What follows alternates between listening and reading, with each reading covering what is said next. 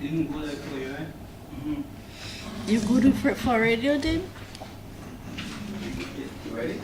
No, I'm asking if you set up. Yeah. I'm ready when you guys are. Just give me the signal. Carrie, you ready?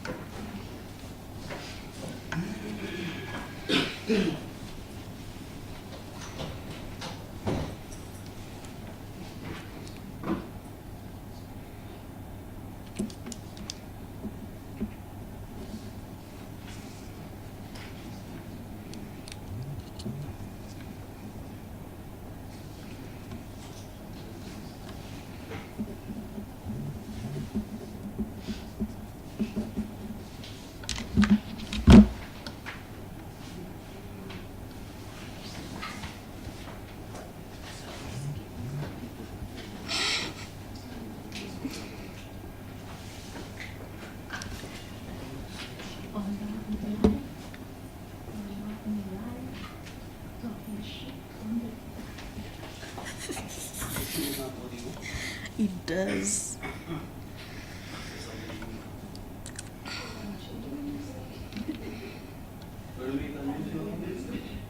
Yeah. Should be by now. Get anything?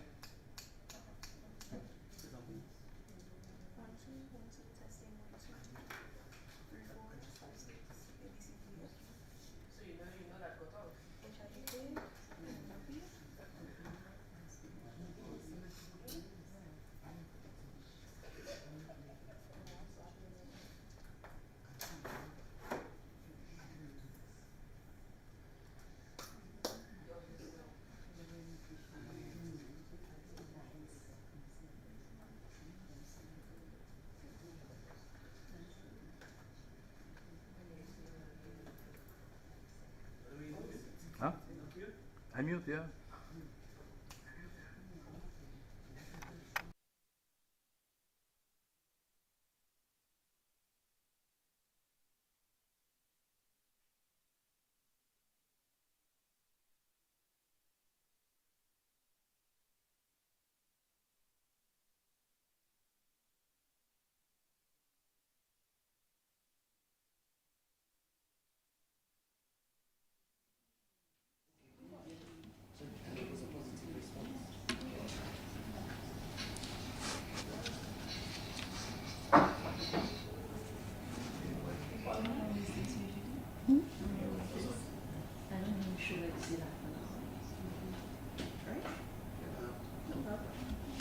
If you have questions, 45 minutes.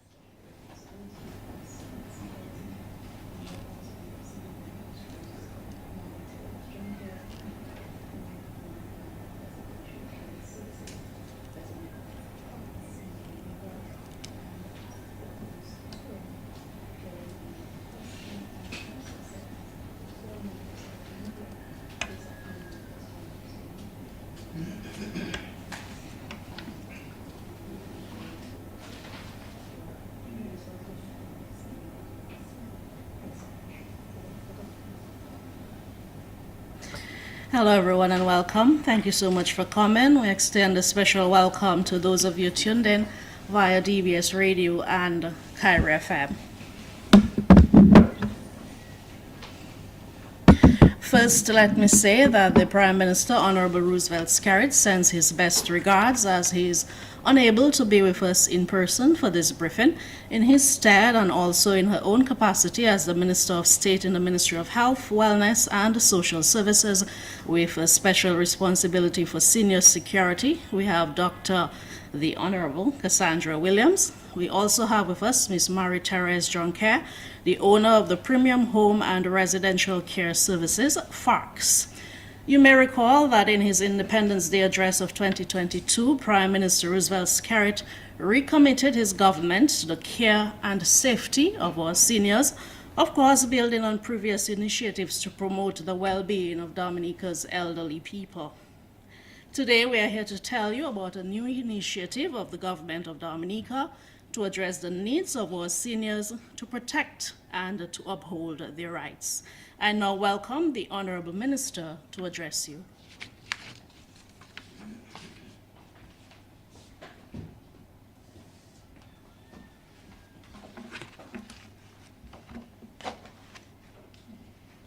Good afternoon, and thank you for coming.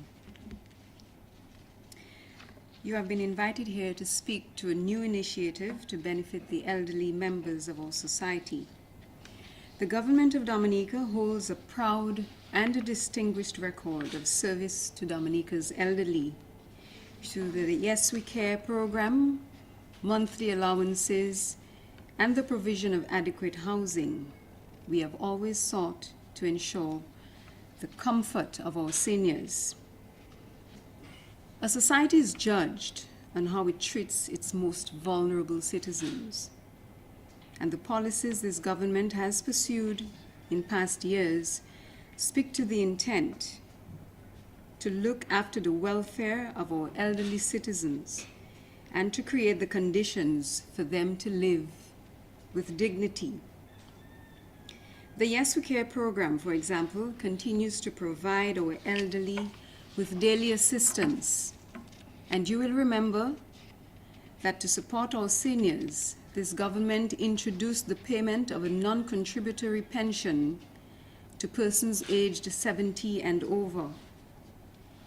As of January this year, this was extended to our seniors from age 65 who are retired, do not qualify for Social Security pension, and are not yet eligible for the government non-contributory pension.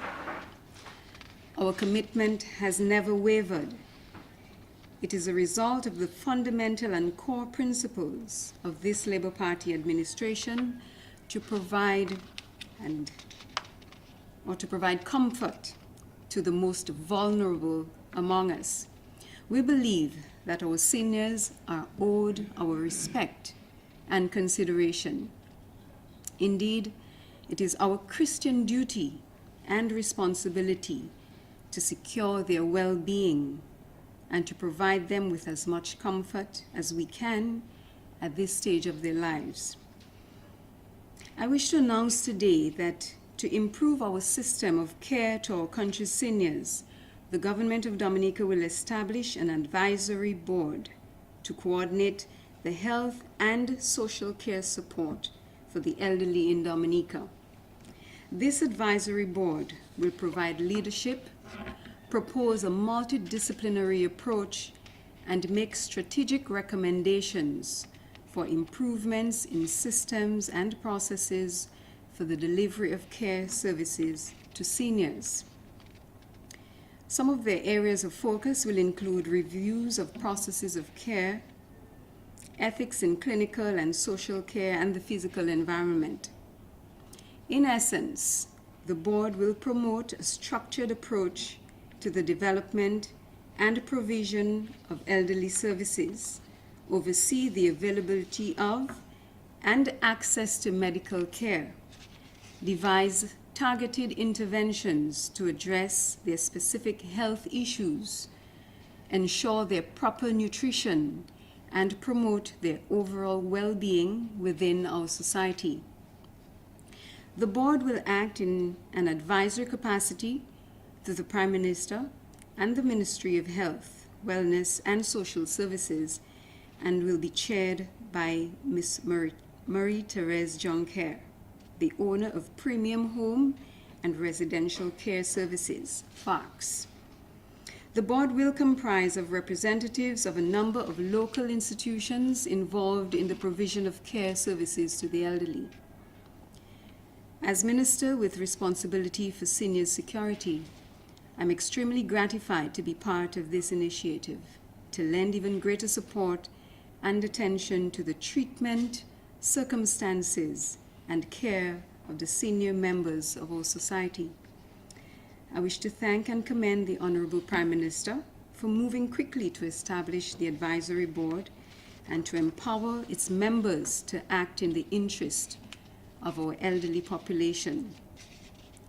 The Ministry of Health, Wellness and Social Services is committed to developing systems and procedures which prioritize the well-being and care of our elderly, ensuring they have access to the assistance and support they need in their twilight years.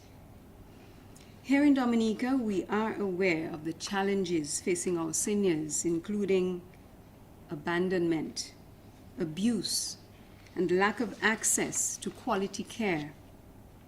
We have all heard the horror stories of seniors who have fallen victim to abuse, oftentimes committed by their own relatives. This abuse may be physical in nature, sexual, or emotional. Neglect in particular is a common issue faced by our elderly in Dominica, as well as financial exploitation by children, close relatives, and even neighbors. As our citizens age, they are plagued with increased physical and mental health challenges, so that it becomes necessary to provide them with assistance for daily living and long-term health and wellness. The elderly among us need to be made to feel like they belong, like they matter. As a caring society, we want to ensure they do not feel socially isolated and lonely, which could lead to depression, illness, and even death. The advisory board being established by the government of Dominica will address these and other challenges faced by our elderly. Its objectives are to strengthen the social safety net already in place to protect our elderlies and provide them with access to quality care, attention, and health and medical interventions. I think as our society becomes more complex, with mounting social and economic challenges, the Ministry of Health, Wellness and Social Services stands to benefit from the advice of learned and experienced people with informed recommendations to improve the lives of our vulnerable. Ms. Jonker, I thank you and your team for accepting the invitation to serve. Let us commit to providing our elderly with more attention, more love, more understanding, and most importantly, quality elderly care. I am excited about what lies ahead as we work together to make the lives of our seniors easier, happier, and more rewarding. Thank you.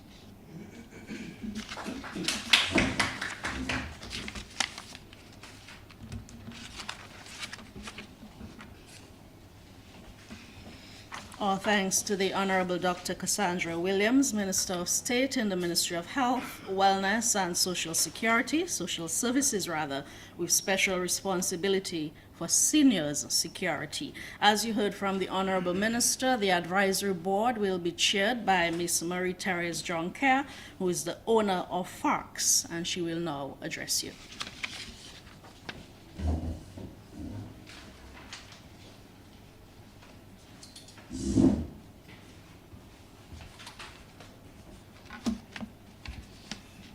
My name is Marie-Therese Jonker, and I am the CEO of FARCS, Premium Home and Residential Care Services.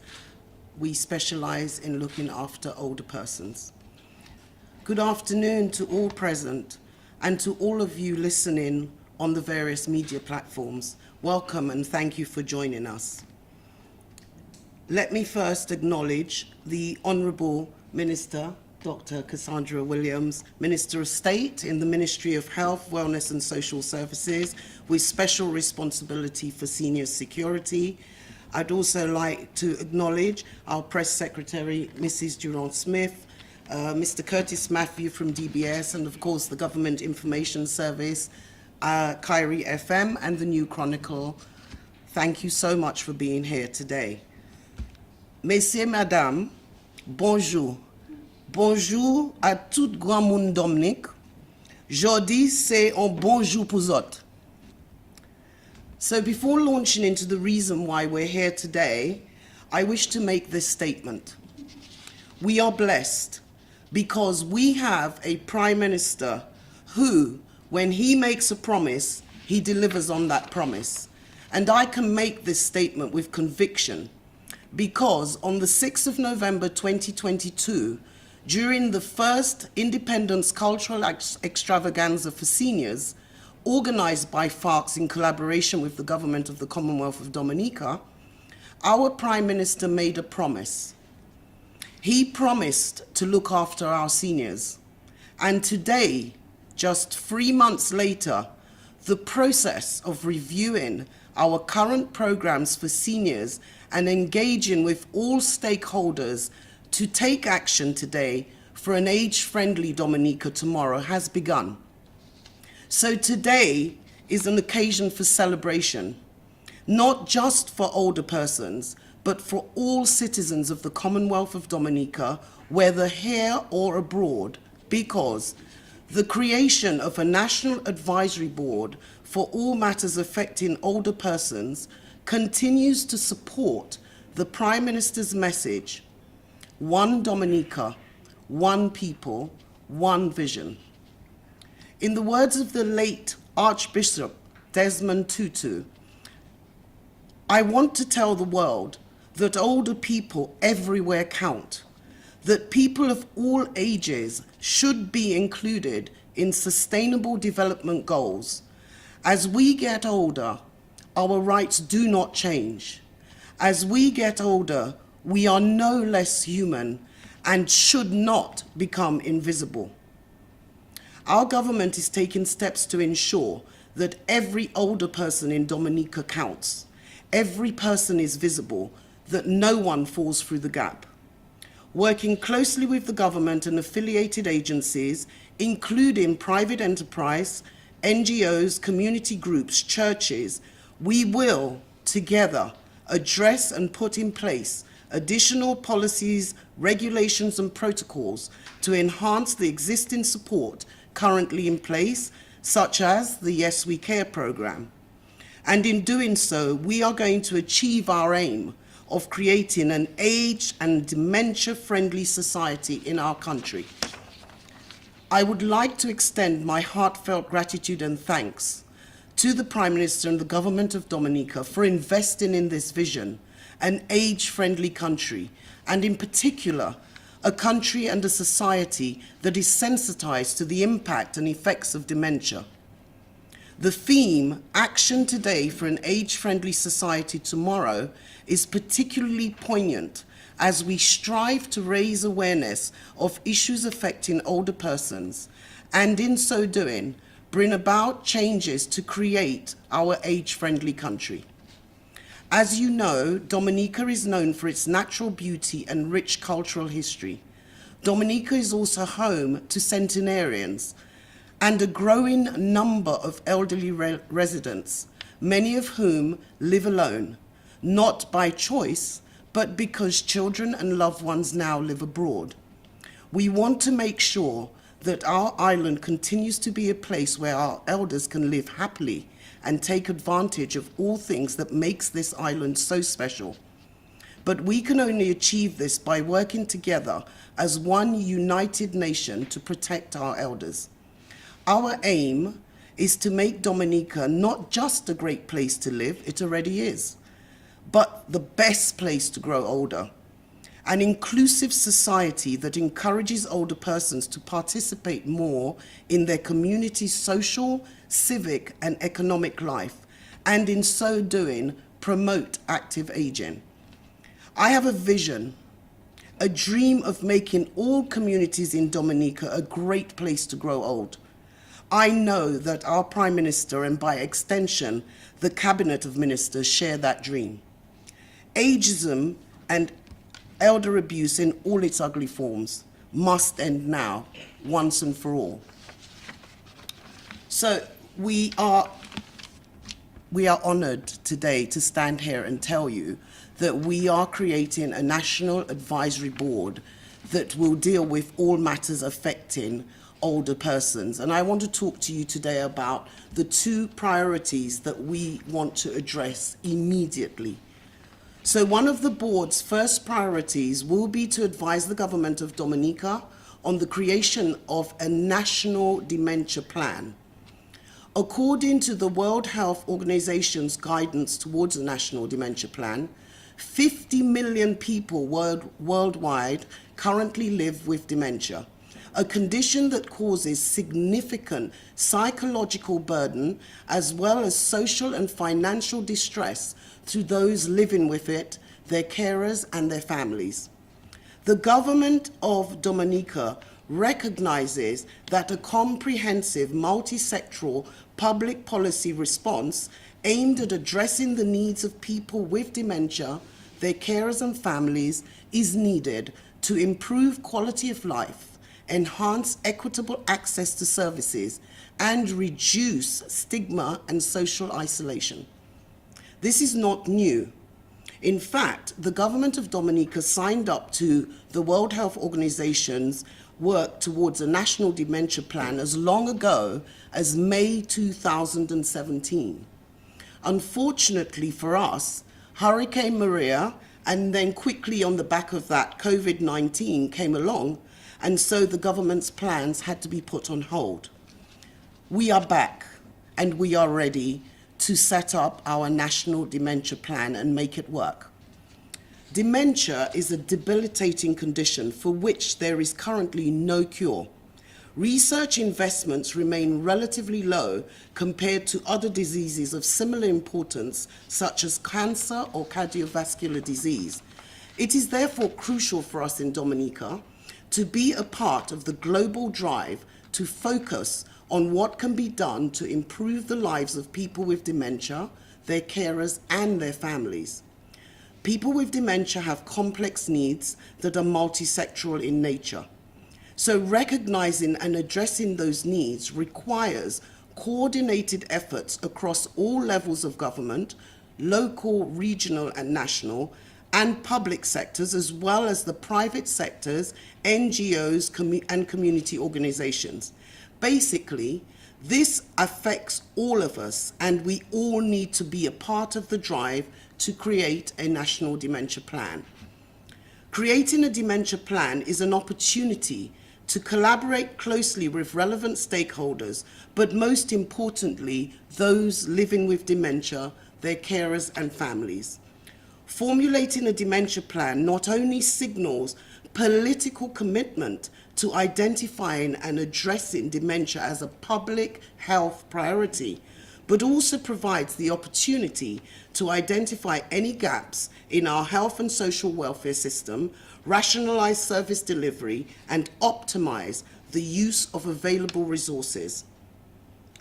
A dementia plan recognizes the value of older people and those with dementia in society. It also asserts the need for policy change aimed at enhancing prevention, treatment, and care for people with dementia and their carers through better integration of health and social sectors.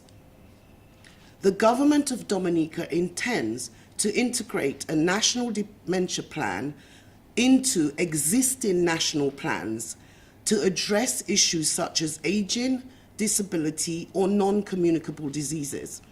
This will allow for a more harmonized response across the health sector and prove effective in pooling and allocating limited resources. So, another one of our priorities is the case for enacting or enhancing legislation to make elder abuse a crime. It is urgent that we address the extent and complexity of elder abuse. We hear horror stories all the time about people taking people's land, people transferring properties into their names, people collecting people's pensions, or placing their names on elders' accounts and using the money not for the elder, but for themselves. We are an aging population and we must address the extent and complexity of elder abuse. So what is elder abuse? Elder abuse involves physical assault, sexual assault and harassment, coercion, threats and intimidation, theft and fraud, neglect of the most horrendous types. And yet, they are labeled abuse rather than crimes or poor practice. Any label rather than face the reality that elder abuse is a crime and needs to be prosecuted. Our government, through our Prime Minister, who will not let us forget, brought into being the Yes We Care program that is making a difference in the lives of many of our senior citizens. He is ready, with the support of this advisory board and other stakeholders, to put in place legislation to protect older persons from abuse, to make the perpetrator accountable for his or her actions, to send a clear message that elder abuse in all its forms will not be tolerated, and those who perpetrate abuse against our seniors will be held criminally accountable. It is not acceptable that we can continue to allow elder abuse to occur around us in a civilized society. We must root it out. Elder abuse is a crime, and we need to make it one right now. Too many old people are suffering, losing their life savings due to abuse, usually perpetrated against them by someone they trust, a son, a daughter, a niece or a nephew or trusted friend. This must stop. Our government recognizes the special needs of older persons for protection. Perpetrators of abuse against the elderly, in whatever form, will not be allowed to get away with their crimes. The need for legislation to protect older persons from abuse is needed, and it is urgent, and we are working towards bringing legislation in to make elder abuse a crime. So those are the first two priorities of the National Advisory Board: creating and implementing a national dementia plan and making more robust legislation so that elder abuse in all its ugly forms is a crime, becomes a crime, and is prosecuted as a crime. Thank you very much.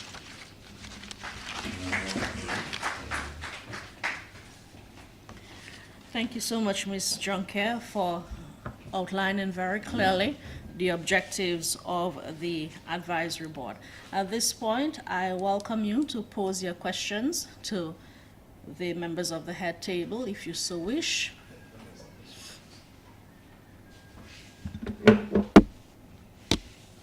Mr. Matthew from DBS Radio. Yes, good afternoon. Curtis Matthew from DBS Radio. My question is for Ms. Juncker. Good afternoon, Mr. Good afternoon to you. You've outlined two of the recommendations you all intend to put forward. Will you make recommendations later on for increasing the subvention that government provides to some of these charitable institutions which deal with the elderly? You could just say.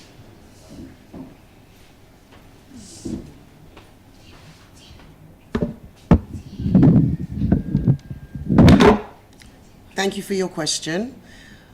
The two recommendations that we've spoken about today, which is the National Dementia Plan and enacting legislation for elder abuse, is just the beginning.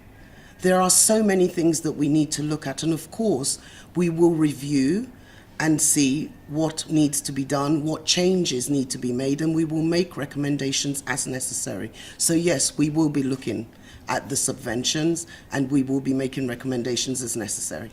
By the way, based on what you know, Yes. are you happy with the subvention that you see around these institutions get? Are you happy with what they get so far? I cannot comment on that because I do not have sufficient information to enable me to answer that question, but thank you for asking. I will make some inquiries and we will be able to answer those questions for you later. Question for you, Madam, as well. Nathaniel Duran from Cairo News. Hello, Mr. The Duran. government has a program that we can all applaud, the Yes We Care program. for the Indeed. elderly already. Yes. First of all, to what extent will this add to what is already existing? And the second part of the question is such that it takes persons to care for the elderly and also to care for those who care for the elderly. So Indeed. that's what I'm trying to Indeed. say. Will there be formalized training for the persons already involved in caring for the elderly so we can have a higher level of service being offered to those persons gerontologically? Thank you so much for your two-part question. So I'm going to answer the second part first. I can tell you emphatically, yes, that one of the things that we will be doing is putting together a training program for carers, not just carers working professionally as carers, but also for carers who are caring for individuals, their loved ones at home. I believe that there are already some programs in place and that the college may have a program, but we're going to work together with the college so that we can put something in place that works for everybody, both professionals and carers at home. So that's the second part. Remind me of the first part of your question. As it relates to what already exists. Right, in terms of the Yes We Care program. Well, we think the Yes We Care program is an amazing initiative which didn't exist until this present government came into power, as you know. And it is wonderful that we have people going into seniors' homes and helping them with day-to-day activities. But what we'd like to do is to review the services that are currently being provided and see how we can improve upon that. Thank you. Jamasha, you have a question? Sure, go ahead. Is it for me? Is it for Ms. Juncan? I have one question for Honorable Cassandra Williams as well as one for Ms. Juncan. Okay. You first? Yes. So good afternoon, Jamasha Mello, DBS Radio. My first question is, in Dominica, we currently have in place the Dominica Dementia Foundation, which I'm actually a member of.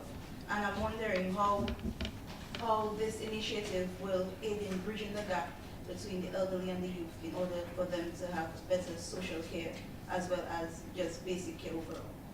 And my second question is, the last week of January, which was 23rd to the 27th, the ADI as well as DDF engaged in a campaign which was #What's Your Plan? It called on the government to put in place a national dementia plan. Did this help or foster the government in quickly or hastening their steps in creating a national dementia plan? So those are my two questions for you. Okay. Repeat the first one because The first one, how will the national dementia plan Bridge the bridge the gap? between the elderly and the youth. I'm of the firm opinion that the youth is to get involved. They need to be educated about, first of all, what is dementia? How does it affect families? How can they get involved as well? And so the dementia plan, the National Dementia Plan, will be taking care of all of that. I'm sure all of us here will have recognized that our society now comprises of youth which, in my opinion, do not adequately respect the elderly. I'm sure you will agree with me. There's a lack of respect for elderly people. There's a lack of care. And I'm of the firm opinion that with this new program, with this new plan, the gap will be bridged. Thank you very much. The second question, Ms. Jonker will answer.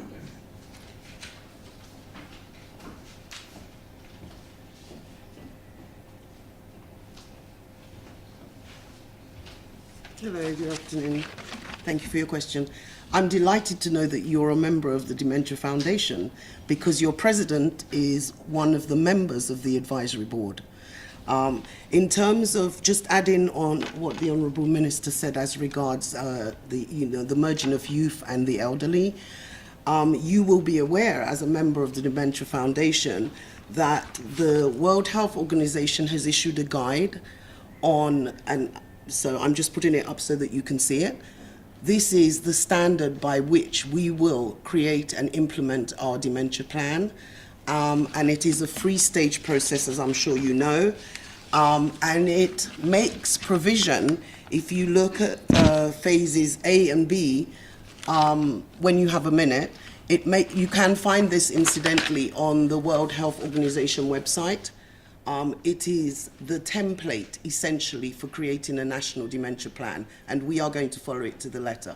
But it does make provision for the involvement of youth, and we want as many youth as possible on board because we want you to understand what dementia is, how it impacts on families, because youth are looking after persons with dementia, but they have little or no understanding of what's going on. So often what you hear, certainly when I go around or when someone calls me in desperation and says, please help, I don't know what to do, my mom or my auntie is so troublesome or they're just wicked.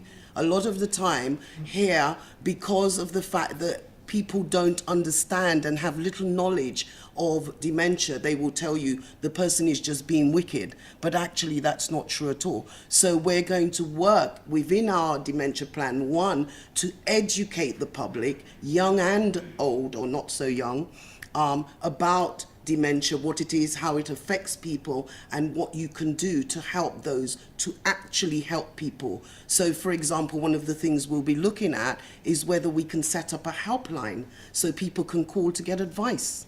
Just advice, because I found in my own personal capacity as CEO of FARCS that when people call, sometimes all they need is some advice. So all that is going to form part of the dementia plan. The second question you asked?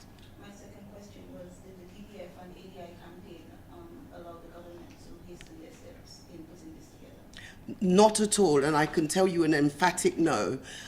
It is pure coincidence that I happen to be speaking with your president, Miss Verone Nicholas, and of course I saw your publicity on Facebook, where you were asking what's your plan, which is of course who have recommended, and we had already started our conversation. Let me remind you what I said at the beginning. I applaud our Prime Minister because he kept his promise. He made that promise on the 6th of November. Your campaign wasn't out until January. So I hope that answers your question. Thank you. Ms. Jonker, before you leave. Yes. Yeah, as a board, do you intend to meet all the institutions which care for the elderly? Do you intend to at least have consultation with them even before you take recommendations to Cabinet? Absolutely, and maybe it would be useful at this stage to just give you an indication of some of the members of the board. Do you want to do that? Do you want me to do that? Okay.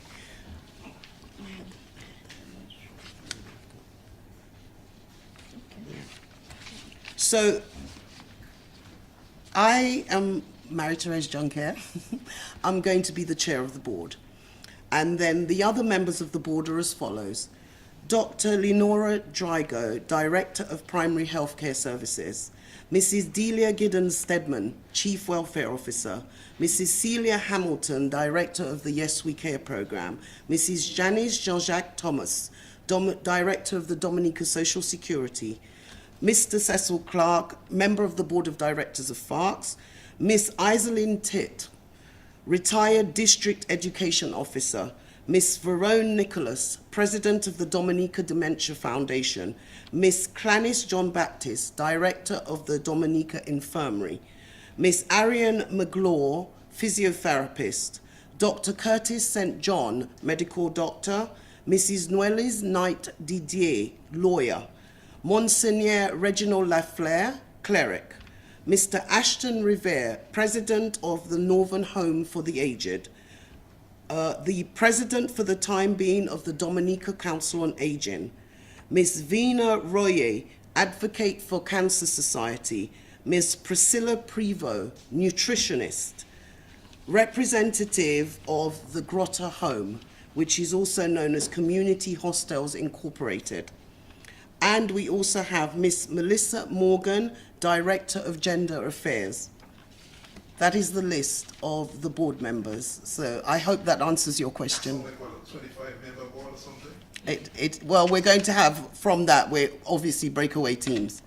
But essentially, what we're trying to do is to have representatives from a broad sector, because we need, for example, we need people from Social Security. Remember, there are pensioners who are not actually drawing their pension because someone else is doing it for them. And they're not necessarily getting the benefit of it. We need people from all different cross-sectors of society, because we need to understand, in order for us to put something in place that works for everyone, we must understand it from all the different angles. Thank you very much. No problem at So, all. question for the Minister.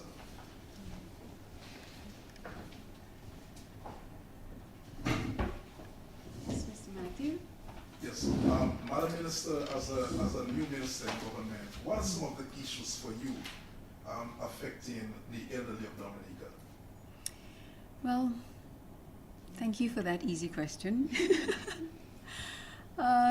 During the few weeks of campaign, I had the privilege of walking around through the communities, visiting the homes of the elderlies, seeing firsthand what they experience. And I've found so many things, including the housing needs. I have also seen that while there is the Yes We Care program in function with caregivers during the daytime hours, I also noticed that during the nighttime, some of these elderly people are at home alone. And that for me is a huge concern. And I have an idea, which I don't think I should share now, but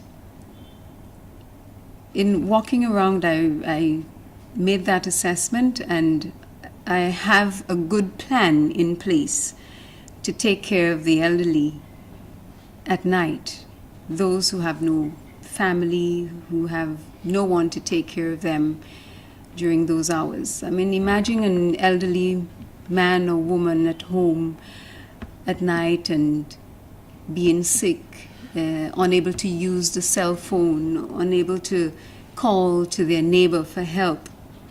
Just imagine that. We could have a catastrophe on our hands. And I think this is something that we really need to take care of.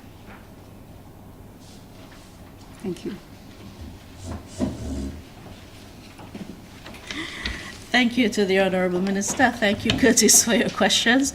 Mr. Dura, thank you so much for your question. To both our presenters, thank you. And on behalf of the Honorable Prime Minister, I wish to thank Ms. Jonker and others who have agreed to serve on this advisory board. Of course, we look forward to the work they will do, especially as relates to dementia and elderly abuse, and to further advance the government of Dominica's goals to protect the elderly, to ensure that they have access to quality care.